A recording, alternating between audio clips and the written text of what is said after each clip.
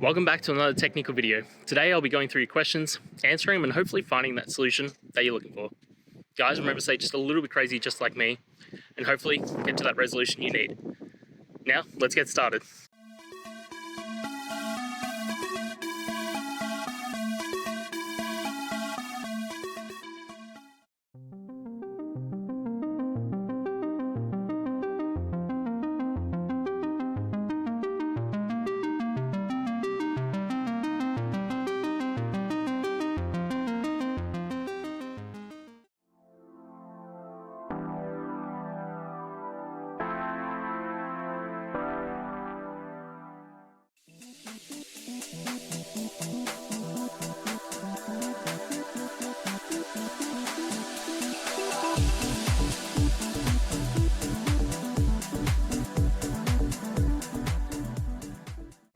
And that's it, guys. I hope that's found the answer that you were looking for and you got through to that solution.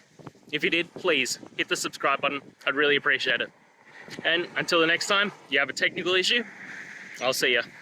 Have a good one.